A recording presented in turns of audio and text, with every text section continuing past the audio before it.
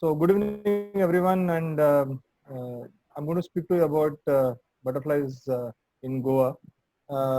This is a very non-technical kind of presentation, basically giving an overview about butterflies and basically loaded with pictures, just to give you a glimpse of the diversity that Goa holds, and of course a little bit of conservation awareness and outreach work that we have been doing back here. So.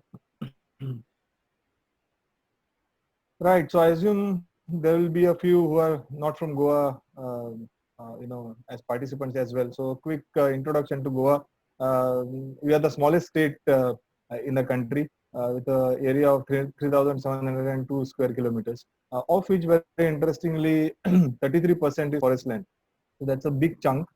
And if you see in the picture on your the east side, those colored areas are basically the protected areas, the wildlife sanctuaries and national parks that we have. And the entire Western Ghats stretch is one contiguous protected area, which is further connected to the Kali Tiger Reserve and the other protected areas of Karnataka, and further north to the reserve forests of Maharashtra. So it's a big contiguous forest patch. We have 6 sanctuaries and one national park, of which one is a mangrove forest close to the capital city of Panjim. Um, what makes Goa interesting is that it is at the confluence of the northern and the southern Western Ghats. So elements which are part of the northern Western Ghat complex make their presence felt in Goa, as well as the southern Western Ghat endemics are also found in Goa. So in that sense, Goa is very interesting. Like I said, the strategic placement along the Western Ghats makes it very, very interesting. But unfortunately, um, like the rest of the country, which was well surveyed by the British, Goa has not been documented. I mean, for obvious reasons. The Portuguese ruled here history, and that has kind of rubbed off on us also. This neglect of natural history has kind of continued, and I mean now you see around that we do not have baseline data for much of our areas, and many decisions, policy decisions are being taken without in the absence of these data, which makes decision making a little bit not knowledge based. So that's so we call it a black spot in terms of the natural history documentation historically. So British have come to the borders, have collected specimens from Uttar Kannada, from Bombay Presidency, as it was called earlier. But you find hardly any records from Goa. So I mean, we're trying to fill in these gaps at the moment, but it's a big task. Um, 2008, the Zoological Survey of India published the fauna of Goa, and these are the numbers that you see on your screen. I won't get into those numbers. The ones in the bracket are the ones that we have found as new records for the state, and they are at different stages of review and publication. So, I mean, a quick glance will tell you that many of the orders within insects, many of the taxa groups are not represented here at all. So, even after 1961, Goa got liberated, and it's more than 40 years now, or even more, and why 50 years now. So, but unfortunately, um, this kind of documentation and cataloging has not really happened, which should have. So, in case of insects, except for butterflies and dragonflies, now we have some information about wasps, but other groups are completely missing from the radar. Just to kind of emphasize the uniqueness of Goa, over the last decade or so, with many amateurs, with many researchers taking interest in the forest and in the species, especially lesser known taxa, we have found quite a few new species, different groups. So I'll just kind of run through some of the new species and quite a few amphibians. This is from 2007, a Sicilian, another Sicilian named after Goa, Gignophis goensis. This is Gignophis pareshi, named after one of the range forest officers in Goa. Another range forest officer has got the distinction of a frog being named after him. Mr. Prakash Salelkar. This is a very recent discovery. Another frog. This is Minervalia gonchi. This is Gomantaki. So I mean, basically, just to kind of show you, this is uh, a spider, and there's another spider which I did not have a photograph. So there are two spiders actually described from Goa, and I mean, the reason to show all this is just to kind of establish Goa's uniqueness. This is the smallest cicada that we have in Goa. I think in the Western Ghats. So that's why it's called Minuta, if you read the species name. And I was lucky to be part of the actually discovery of this species. This is one that we described a couple of years back. This is in 2018, Cyclogamphus flavoannulatus. This is from the outskirts of Bhagwan Mahavir Sanctuary. And then this was in 2013, Idionyx gomantakensis, we called it after the old name of Goa. So, and again, this is from the Bhagwan Mahavir Sanctuary. So two species from, I think linear distance of maybe, 5-6 kilometers from each other. And then I had the probably honor of, one ZSI scientist naming this tiny little wasp after me. So, I mean, the reason to put these pictures was to highlight the uniqueness and importance of Goa in the entire Western Ghat landscape. Right, now let me come to the butterfly story. Like I said earlier, natural history was neglected under the Portuguese, and going ahead also not really much work was done. It's only in 1994-95 that Dr. Harish Gaonkar did his surveys, in Goa, and his work was basically for the entire Western Ghat landscape. So he compiled a report for the Indian Institute of Sciences for the entire Western Ghat stretch and for all the states. So based on which, all the further work was based on Harish Gaonkar's work. So and there are a few gaps in that work itself, which kind of makes all the work that has been done later, a little bit skewed. So, and I'll come to that later. So, not early, I would say, as late as 2004. So, what I will do is I'll switch off my video. So, just to right. Okay. So, it's only in 2004 that Dr. Borkar and Nilam Komarpant published the first peer-reviewed work on butterflies of Goa. This was for a wildlife sanctuary called Bondla. Later, this butterflies of Goa is my work in 2007. It was a book, and I'll again speak about it a little later. So this was a field guide for butterflies of Goa. And then in 2008, the fauna of Goa came in. Again, completely actually based on Harish Gaonkar's work, but again, a few gaps there. Then in 2009, we reported 3 new additions to the checklist of Goa. And at the moment, there are 14 new records for the state, which are under review. Which will probably get published, few months time. Now, what is interesting is that the earlier 3 and the 14 new, that is 17 new records for the state, 90% of which are South Indian endemics. Now, I think what happened was when Harish Gaonkar made his report, and later ZSI and everybody, it was probably assumed that southern Western Ghat endemics will not be found in Goa. The Goa stretch of the Western Ghats is considered to be part of northern Western Ghat, which is not really true. It's at a transition zone. Because of which many of the southern Western Ghat species do not feature in the Goa list.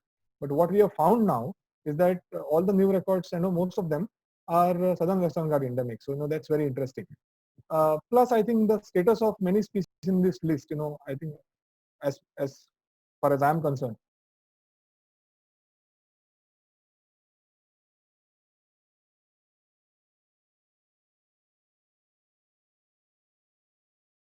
18 species need submission because for which we have not really in Goa, in the last whatever decade or two. This is the present status as far as the published reports are concerned. 254 species reported from the state. plus there are 14 now which are under review. Um, they are found in all kinds of habitat, of course. But of course, everybody has their personal choices. So, as like for example, we prefer going to riparian patches to look at forest species.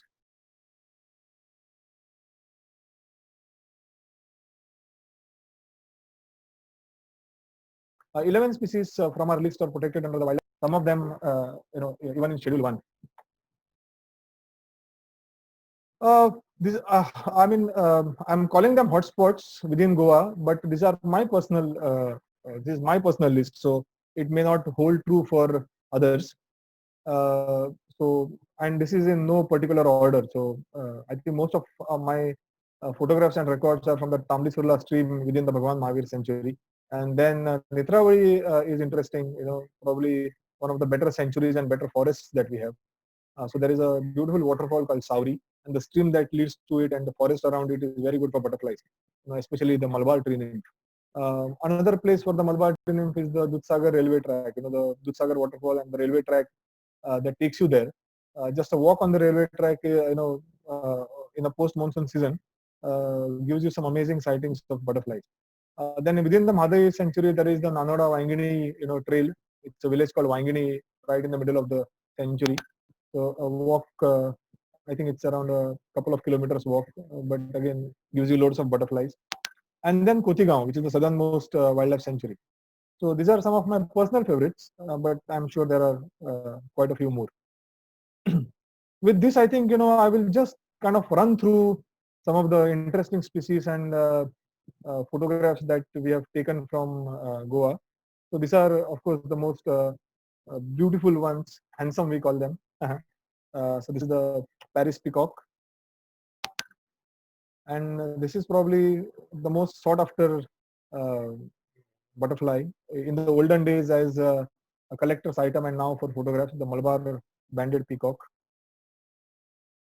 And then of course these are all swallowtails as we call them. If at the end of the tail you have, end of the hind wings, you have these longish tails. So they're referred to as swallowtails.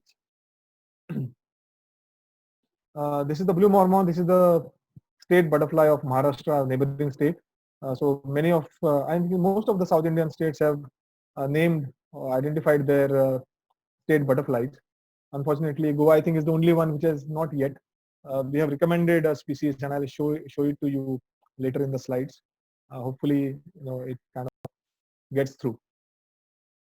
This is a tiny little fellow. Of course, on the screen it looks big, but it's if you look at the leaf and its reference, it's a very tiny fellow, but a amazing butterfly. It's called the plane, and it seems to have some a relationship with a plant called the Leah, and nobody yet has seen it feed on any other flower except Leah. Which locally in Goa it's called a Juno or Dino. Uh, we haven't seen it anywhere else. So I'm sure this is a matter of research for somebody who can look at the chemical content of the nectar in that particular flower. These are lysinids. This is a group called the blues. Now, if you watch closely on the right-hand side, this is the head and the antenna, which the butterflies in this group will keep the head and the antennas very steady. But this is on the tail end. You will see again eye spots and two small tails which look like antenna, and they keep on moving the hind wing. So from a distance, you think that the butterfly is facing the other side.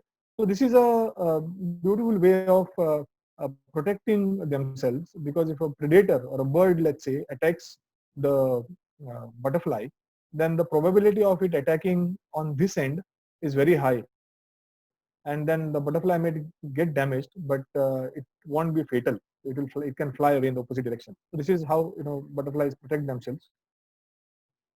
Another beautiful species is called the tinsel. This is to be seen to be believed. Beautiful silver markings, and again a very tiny fellow, again from the same group, lysinids or the blues. So butterflies also exhibit sexual dimorphism. That means the male and the female look different. So here, if you see the female of the color sergeant, the next slide is of the male. So you can clearly see the difference in colors. So for an untrained eye, it might appear that these are two different species, but we know that they are not. They are the male and the female. Now, the reason why females mimic some other species is basically, again, it has you know it's basically for protection against predators. So, and there are visual clues by which predator can uh, say that this particular species is not palatable, or it's not to be eaten. So that's how. And of course, I'm not going to talk about mimicry in detail here. Another very rare, at least in our areas, called the painted curtisan, a beautiful looking butterfly, which has got a yellow eye. If you can look at it closely, it's got a very prominent yellow eye. Very, very, very, very unique. This is the black prince, another species. Very, very, very difficult to photograph. And when I say that, because not because it has a fast flight, but because it always fools the camera. It's a very dark black colored butterfly, and if the surrounding is lighter, the camera kind of goofs up. So you need to know your camera well and the subject to be able to get a good picture of this butterfly. These are again a group of butterflies called the royals. This is the tufted white royal, and this is the peacock royal. Again, very pretty butterflies, and again rare, not very regularly seen. Then we have a group called the Pierrots. These are mostly black and white on the undersurface, spotted or banded, and then on the upper side they are blue. So this is the banded blue Pierrot. This is an endemic butterfly to the Western Ghats. This is the striped Pierrot. This is the angled Pierrot.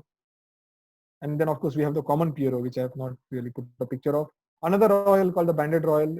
I think I have probably a total of maybe 3 or 4 sightings in the last decade or two of this beautiful little butterfly. Another, if you walk along the streams in Goa or any of the Western Ghats states, probably you will find this species called the map, and it has a peculiar habit of, when it's not sitting on the ground, taking salts from wet soil. You will usually see it first under the leaves. And if you look at the markings on it, this is like those old hand-drawn maps, old maps. So that's why this is called the common map. These are skippers. Now, this is a family called Hesperidae. So they exhibit characters both of butterflies and moths. Right now, obviously, we are sure they are not moths. There is a little bit of confusion whether they are butterflies as well, because the way the caterpillar behaves, the way they pupate, is similar to moths. The way they feed is similar to moths, whereas the other characters kind of match butterfly. They have completely different antennae also. So these are skippers from the family called Hesperidae, and within them you have this group called flats. So what you see here on your screen is the Malabar spotted flat. This is the largest butterfly in the country, southern birdwing. I think the females are larger, so female would be around 17 centimeters. That it's quite more than half of it. So that's a large butterfly, as the name suggests. Birdwing. It's a big one. And this is the grass jewel, the smallest butterfly. This is smaller than a centimeter, and usually will not fly above knee height. Always in the grass. If you have to take this kind of a picture, you have to really lie down flat on your belly. This is called the autumn leaf, another beautiful species, not uncommon. This is the gaudy baron. Here the female looks prettier, at least to me. This is the male, and this is the female with those white bands. This is a freshly emerged one, so it even looks better. So this is the female, again, exhibits a little bit of sexual dimorphism. Another endemic butterfly of the Western Ghats. This is the Tamil lacewing. This is the common albatross. Shows a little bit of migratory behavior. And if you're standing in a stream, it's a very interesting thing to watch. You will you see around 10, 15 of them fly one after another like a chain. It's a sight actually to watch them fly around, and they're very fast flyers. Another long-tailed one, the common imperial. And then we have the oak blues, again fast flyers. This is the western centaur oak blue. This is the Canara oak blue. This is the endemic species. This is the aberrant oak blue. This is found in the Western Ghats and the Northeast. Of course, there are different subspecies. Another beauty called the silver stick blue. I have not put a picture of the upper side, but it's very nice and glistening blue here. So completely contrasting with the underwing of this butterfly. This is the silver line, the long banded silver line, the only one which has no markings on the hind wing. Most of the other silver lines will have different markings on the upper side of the wings. Another skippers, this is the Tamil grass dart. You see a mating pair here. This is the Hampson's hedgehopper. So this butterfly is interesting. We have always seen it at a higher altitude, 600 meters and above, and only in a certain particular period of say a month or two in the post monsoon season. So again, I think most of it's so this is the flight period for the adults, the post monsoon, and a small window period of 1 or 2 months. Another skipper called the golden angle. So just kind of running through the diversity that Goa has. This is a tree fleeter, again a forest species. This is a interesting record. This is the white banded all, which we reported as a new record for the state. Now, what we have observed is,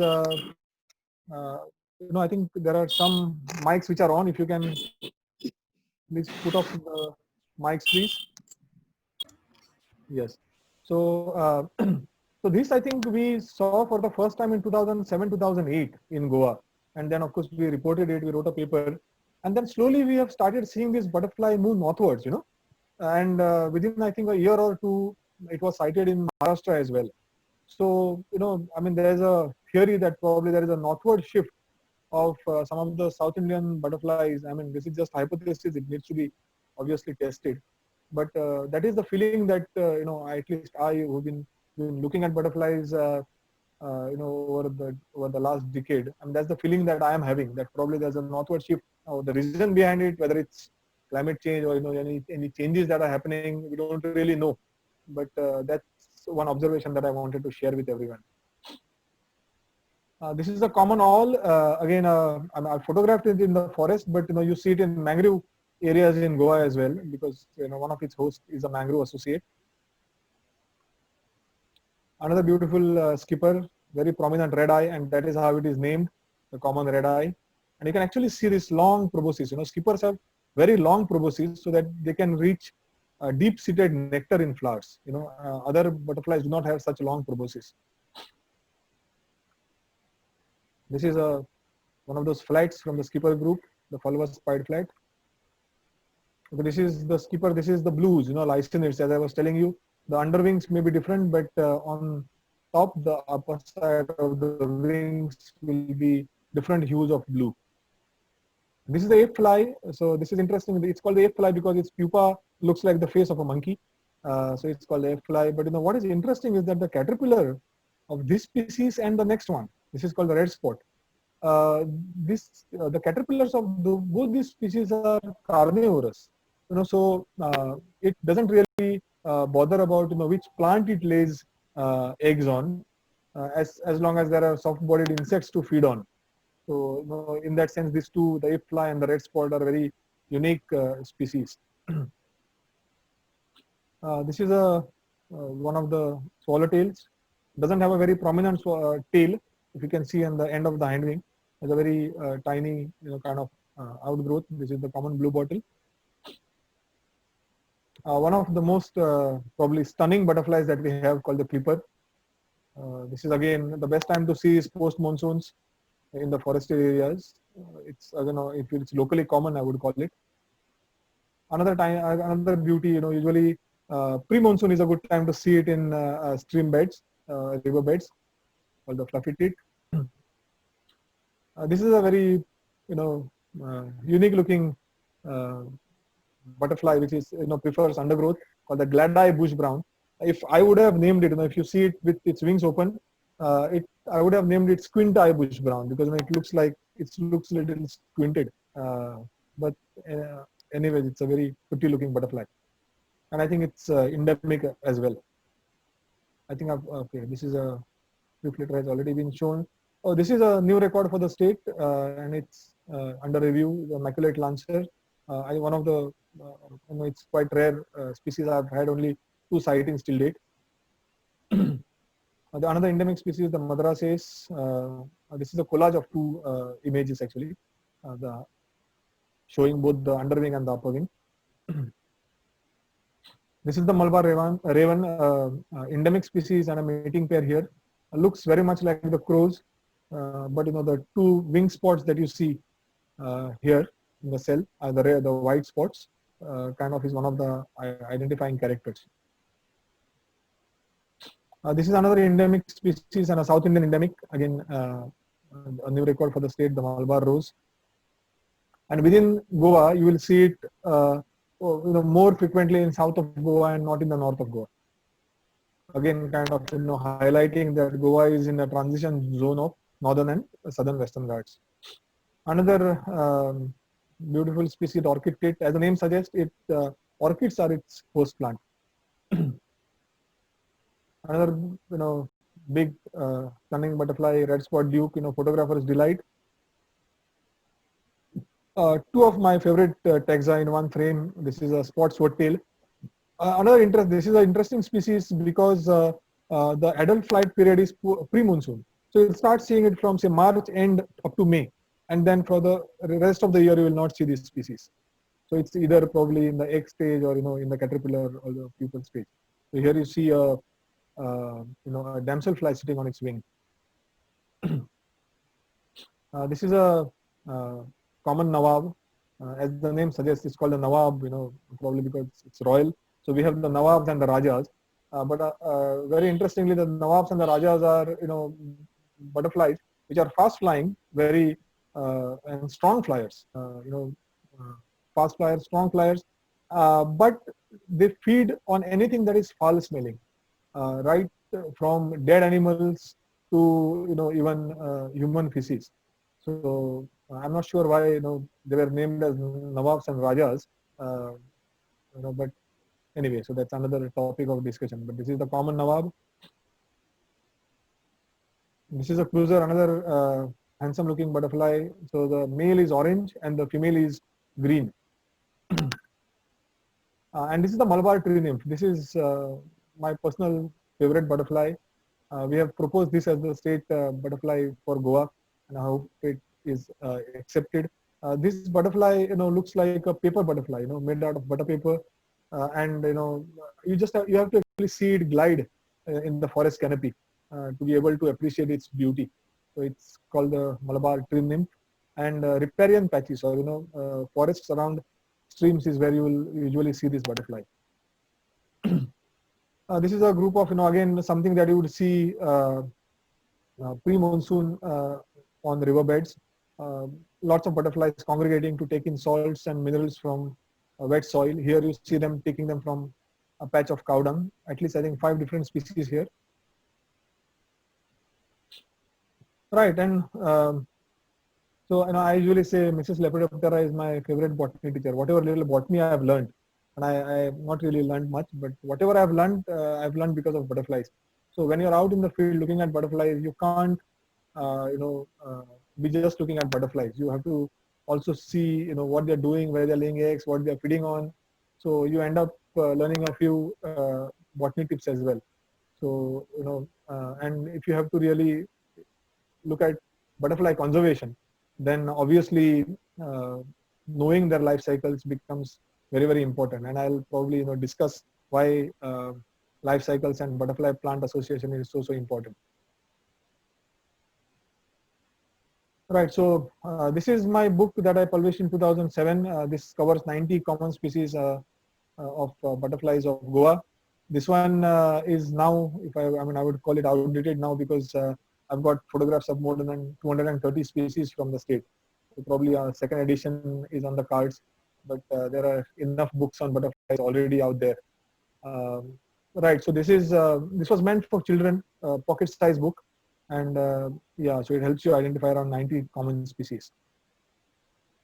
Um, so that was in 2007, and in 2009, I had the fortune of hosting the Butterfly India Meet. Now, if people who are not aware, there's a big group called Diversity India, which has further subgroups called Butterfly India, Indian Moths, then Spider India, Dragonfly India, and so on and so forth. And these are basically group of people who are enthusiastic about a certain group or in a certain taxa, and they meet practically every year. And people from all over the country come together and discuss their findings. Share their passion. So in 2009, I was fortunate to host the Butterfly India meet.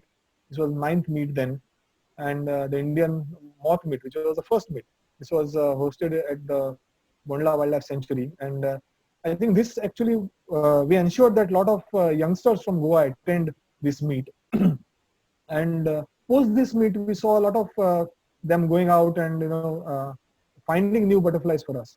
So in that sense, such kind of meets are really really important. um, Speaking of conservation in Goa, I think there are a couple of very good examples. This is Mystic Woods by a couple I really admire, Jyoti and Yashodhan Hebdekar from a village in Kisgar called in Ponda. So they have started a butterfly. This is yes, Goa's first butterfly conservatory, a butterfly garden, an open garden, and it's amazing what they have done with their house and the area around it. So this is Goa's first butterfly garden. The second one is at the Kotigaon Wildlife Sanctuary. This is where the RFO's office is. Again, open garden with a small enclosure, to rear them. So again, on the outskirts of the sanctuary, so it has some very interesting visitors, including the Malabar banded swallowtail. And this is at one of the tourism projects very close to Molen. This is called Atreya Vedic Farm, which other than hosting so many other things also hosts a butterfly garden. And this is an open garden as well as it has a shade net enclosure. And a very close friend works here, and about whom probably I think I've got on the slide coming, and who's really contributed a lot to our knowledge about butterflies in Goa. And yes, this is something that we set up. We set up a butterfly garden very recently, a few months back, before the lockdown. We called it Chrysalis. This is a butterfly garden that we set up for a college very close to where I live in Vasco. This was through our organization called the Foundation for Environment Research and Conservation. And very interestingly, what we did was we involved the children from the school, the NSS kids, children from the nature club, to come together and make the layout, plan it out. Small little plot has a lot of educational value though, and it was great to see the kids participate, and now they take pictures of some caterpillars or some butterflies there and post it, and ask us for IDs and things like that. So from that sense, it has been a very satisfying one. So this is something that everybody can do, and we are kind of making an appeal within the state that anybody, it could be a school or college or maybe a housing society. It's not difficult to create a habitat which is fauna friendly. It could be birds, it could be butterflies.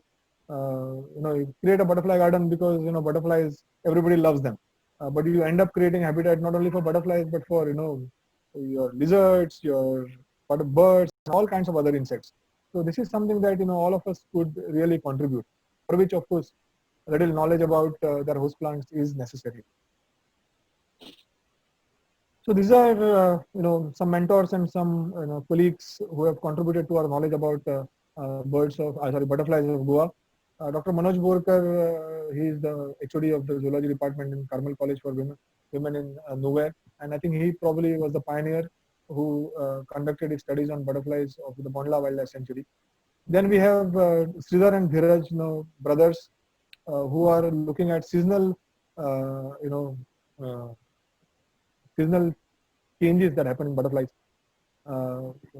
variations, seasonal variations that you see in butterflies. So Dheeraj, is doing his work in Goa, whereas Sridhar is a PhD student at the Cambridge University, and he's working, in Africa and all across the globe.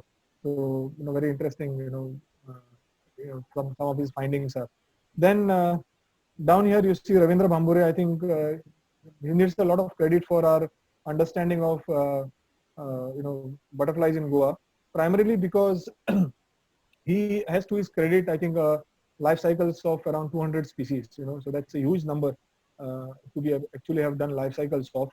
A very, not a guy who would, want publicity and very shy fellow, but he's done some amazing work. Or more, quite a few of our new records, which we are in the process of publishing, are because of his efforts to go out in the wild, collect caterpillars, and find the adults. Otherwise, getting adults of many of these species is next to impossible. So he deserves a lot of credit for some of the work that we are doing. And then Sandesh worked with him. He's done some amazing work on wasps, especially parasitic wasps. And his interest in parasitic wasps was because of butterflies.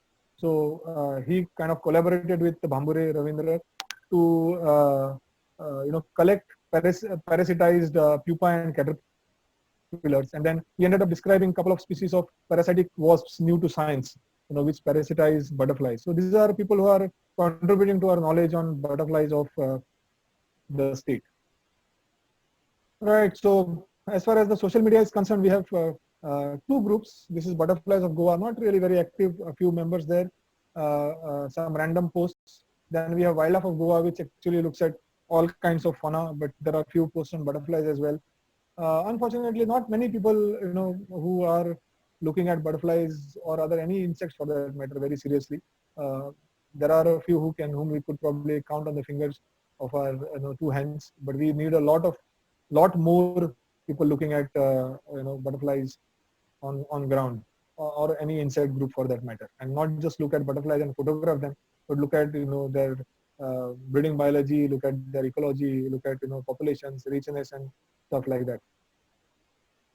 Right. So I think that is my last slide. Thank you so much.